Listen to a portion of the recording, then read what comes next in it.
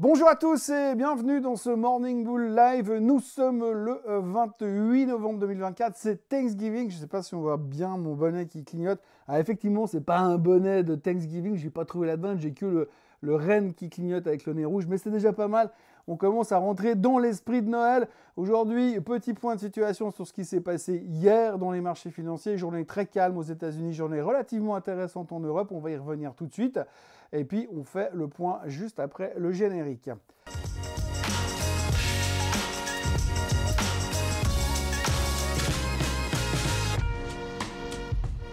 C'était donc le dernier vrai jour de la semaine qui s'est terminé hier. Il y avait à boire et à manger pour tout le monde, hein, pour les boules comme pour les bears.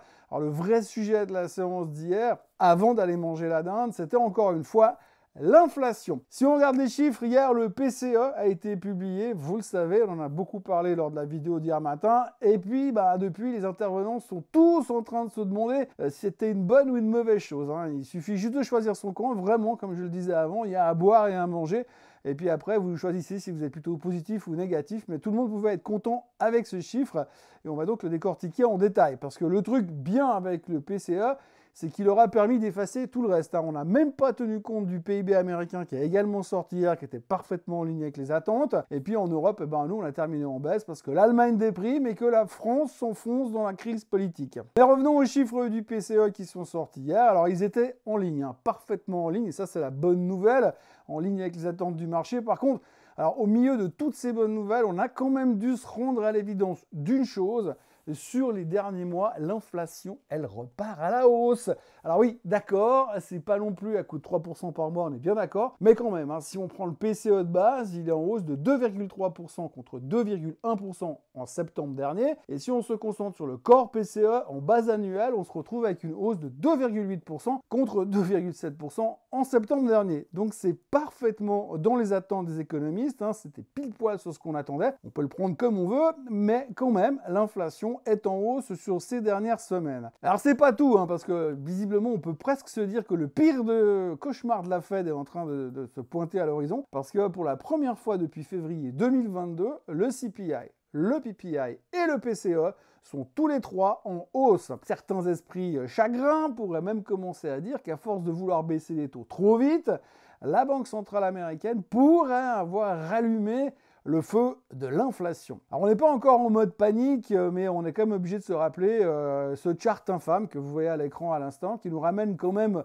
aux vagues inflationnistes de la fin des années 70, donc cette première vague après la crise pétrolière qui avait provoqué un retour de l'inflation à zéro ou pas loin, et puis du coup la Banque centrale a perdu le contrôle, ils ont dû attaquer beaucoup plus tard, après un deuxième rebond de l'inflation, au début des années 80. Donc ça reste quand même relativement compliqué et quelque chose qu'on peut quand même se dire qui vient un petit peu mal à point en ce moment. On va pas gâcher la fête de Thanksgiving, mais on va quand même se dire que la nouvelle d'hier était pas forcément réjouissante, même si les experts continuent de s'estimer contents du PCE, et d'ailleurs 70% des experts s'attendent à 25 basis points de baisse lors du FOMC meeting du mois de décembre. Alors pour la bonne bouche, je rappellerai quand même que ces experts, c'est les mêmes qui avaient parié sur une douzaine de baisses des taux cette année, et lorsque l'on observe la clôture sans volume du marché américain d'hier, avec des indices qui baissaient entre 0,3 et 0,6%, on se dit quand même qu'il y en a 2-3 qui ont dû partir chez papa-maman pour manger la dinde, avec un vieux sentiment qu'il y a un truc pourri qui est en train de se produire. Alors, on a quelques jours pour penser à cette inflation, pour y réfléchir tranquillement, en mangeant, en digérant, en faisant du shopping vendredi, mais vous pouvez être sûr d'une chose, c'est qu'on va en reparler.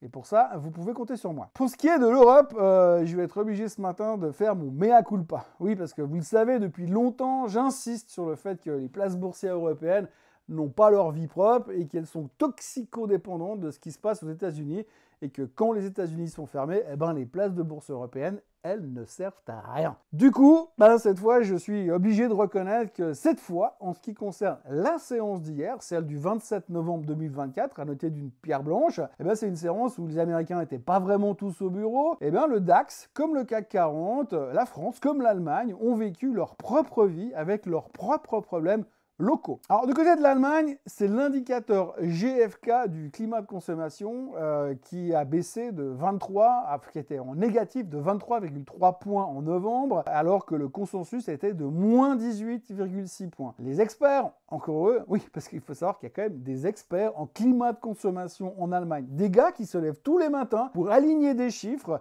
afin de savoir si Hans et Lieselotte Schaudi ont vraiment acheté des schnitzel et si oui, à quel prix? Donc, je reprends mes histoires d'experts. Les experts estiment donc que l'incertitude des consommateurs a de nouveau augmenté en Allemagne. C'est en tout cas ce que démontre le fait que les gens épargnent de plus en plus. En même temps, tu m'étonnes qu'ils aient pas super confiance quand on voit l'état de Volkswagen qui performe aussi bien qu'avant l'arrivée d'Hitler au pouvoir et le licenciement qui est en train de devenir le truc à la mode en Allemagne, sans compter que l'industrie automobile, tout comme la chimie, sont au fond du bac. On peut comprendre une certaine inquiétude qui planerait sur l'Allemagne. Et puis toujours au niveau des sondages, toujours en Allemagne, si on regarde les derniers sondages de l'IFO, 90% des économistes interrogés estiment que l'Allemagne va prendre très cher une fois que Trump sera à la Maison-Blanche pour l'histoire de tarifs comme d'habitude. Alors le DAX pour l'instant essaye de tenir le choc, mais on voit quand même que graphiquement le canal descendant est en train de se confirmer de manière, je dirais, presque un peu trop évidente. Et comme on voit l'état de l'Allemagne, on va être obligé à un moment ou à un autre de parler récession. Et puis alors en France, c'est l'effet politique qui continue de peser. Alors la population française est en train de déprimer, rien qu'à l'idée de savoir que l'ensemble de la classe politique sont absolument tous des incapables, à gauche, à droite, au milieu, au centre, qui se goinfrent dans les caisses de l'État à longueur d'année, et les mêmes politiques n'arrivent de toute façon pas à se mettre d'accord sur le budget, qui est le problème du moment. Donc, si Michel Barnier veut faire passer son budget, il n'a pas vraiment d'autre choix, il va devoir passer par la technique miracle dite du 49.3, technique d'ailleurs dans laquelle Madame Elisabeth Borne, ancienne première ministre, était passée professionnelle. Et si cela se confirme, donc si ça se confirme que le Barnier va utiliser le 49.3, il est probable que la gauche ou l'extrême gauche va tenter de mettre une motion de censure pour virer Barnier, et donc il restera plus qu'à voir si le Rassemblement national lui emboîte le pas. Donc en résumé, visiblement pour ce qu'on peut voir, lire et entendre, il n'est pas évident ni certain que Barnier passe Noël à Matignon, et le risque de voir la France se retrouver à poil, autrement dit sans gouvernement pour passer l'hiver, eh ben ça semble quand même relativement élevé, voire probable, voire élevé. C'est en tous les cas ce que semble indiquer pour l'instant les taux d'emprunt pour la France. Le marché, vous le savez, n'aime pas l'instabilité. Eh ben là, il est servi en termes d'instabilité. Il suffit de regarder l'écart entre les taux d'emprunt français et ceux de l'Allemagne. Donc la France est à 3,02% et l'Allemagne est à 2,16 sur 10 ans. Donc ce spread, l'écart entre les deux, est à des niveaux qu'on n'a plus vus depuis juillet 2012. Alors, je ne sais pas si vous étiez là en juillet 2012, mais c'était pas super sympa comme période. Le CAC est également en grande difficulté puisqu'hier soir, l'indice parisien a terminé la séance au plus bas depuis 4 mois. Et la dernière fois qu'on était aussi mal barré sur le CAC 40, c'est quand la France a pris conscience que donner la moitié du pouvoir à la gauche, qui est déjà pas foutu de s'entendre à l'interne de la gauche, et l'autre moitié à l'extrême droite, qui se déclare ne pas être d'extrême droite, bah ça n'allait pas forcément mener le pays vers une situation de paix politique et durable. Et puis alors surtout, hier, alors que l'indice terminait au fond du trou pour sa séance, on commençait même à entendre des voix de droite, cette fois, qui réclamaient la peau d'Emmanuel Macron. Donc les rats sont en train de quitter le navire à toute vitesse. Le président Macron doit commencer à se sentir bien seul à l'Elysée. C'est d'ailleurs peut-être pour ça qu'il passe plus de temps à l'étranger qu'en France. Du côté des marchés du Far East, du côté de l'Asie, on est à nouveau un petit peu partagé. On voit bien que le Japon et la Chine ne vivent pas tout à fait dans le même monde. Ce matin, le Nikkei est en hausse de 0,76%, pendant que la Chine et Hong Kong sont franchement dans le rouge, parce qu'on vient de réaliser, alors tenez-vous bien, on vient de réaliser que les tarifs douaniers que Donald Trump va mettre en place au mois de janvier pourraient, au conditionnel, avoir des conséquences sur les économies locales. Alors j'adore quand on a ce genre d'excuses qu'on nous sort sur une raison pour faire baisser les marchés, parce que ça fait quand même 3 jours qu'on est au courant, et visiblement la Chine vient juste de recevoir la nouvelle. Donc peut-être qu'ils ont eu du temps pour traduire, que c'était compliqué pour passer de l'anglais à la version chinoise, où la circulation de l'information ne semble pas être au top en ce moment en Chine. Peut-être qu'ils sont même carrément revenus à la DSL parce qu'ils n'ont pas assez de semi-conducteurs pour rester sur la fibre. Côté matières premières, le baril est à 68,58. Pour l'instant, on est juste content qu'il y ait moins de bombardements au Liban. L'or est à 2655 et le Bitcoin n'est toujours pas à 100 000 $, même si ce matin, ça va un peu mieux puisqu'on frise les 95 500 et tout le monde est en train de se dire peut-être que pour Thanksgiving, le Bitcoin va passer les 100 000. Par contre, les gens sont aussi en train de se demander si les tarifs de Trump n'allaient pas aussi par hasard ou pourraient avoir des conséquences sur les affaires de Nvidia. On commence à se dire qu'effectivement, s'il y a trop de tarifs, trop chers, eh bien, il y a certains fournisseurs de Nvidia qui pourraient se retrouver un peu dans la panade, trop cher, trop compliqué, donc ça pourrait créer des ruptures au niveau de la chaîne d'approvisionnement, donc peut-être des problèmes pour Nvidia. Peut-être, c'est pour ça qu'elle baissait un petit peu hier soir. Et pour ce qui est maintenant de la séance qui nous attend, les USA, vous le savez, je vous l'ai assez dit et répété, seront donc fermés.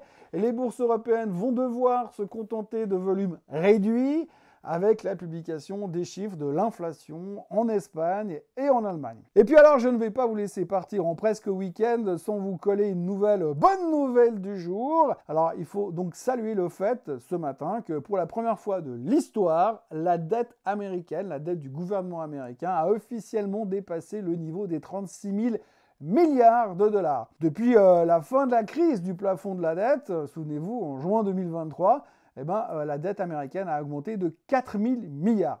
Une broutille. Si je voulais vous le présenter un petit peu différemment, les USA se sont endettés de 235 milliards par mois depuis 2023. Et 235 milliards par mois, ça fait 8 milliards par jour. Et puis alors, on peut aller plus loin. Et essayer, pour rigoler, de comparer le budget fédéral avec le budget d'une famille. Alors, on va dire que si la famille en question gagne 75 000 dollars par année et qu'elle se comporte comme l'État américain, elle dépenserait grosso modo 110 000 dollars par année. Elle augmenterait donc sa dette de 35 000 dollars par an et elle serait déjà endettée de 600 000 dollars. Et puis comme elle rembourse jamais sa dette, l'an prochain, ça sera pire. Voilà ce que l'on pouvait dire en ce jeudi de Thanksgiving sur les marchés financiers, dans le monde merveilleux de la finance. Moi, je ne serai pas là demain parce qu'il n'y aura pas grand-chose à vous raconter en ce vendredi matin. Par contre, je vous prépare un Swiss Bliss complet pour ce week-end. Donc, ceux qui veulent en savoir plus sur le résumé de la semaine, sur les marchés européens et surtout sur le marché suisse, on se retrouve ce week-end pour le Swiss Bliss. Lundi prochain pour un nouveau Morning Bull Live. D'ici là, n'oubliez pas de vous abonner à la chaîne Swissquote en français, de liker cette vidéo, de la commenter, de la partager, d'activer la cloche pour ne rien rater des prochaines vidéos. Et moi, je vous retrouve bien évidemment samedi pour le Swiss Bliss. Soyez forts, bonne dinde, bonne tarte au petit rond et puis on se revoit très bientôt. Allez, bye bye!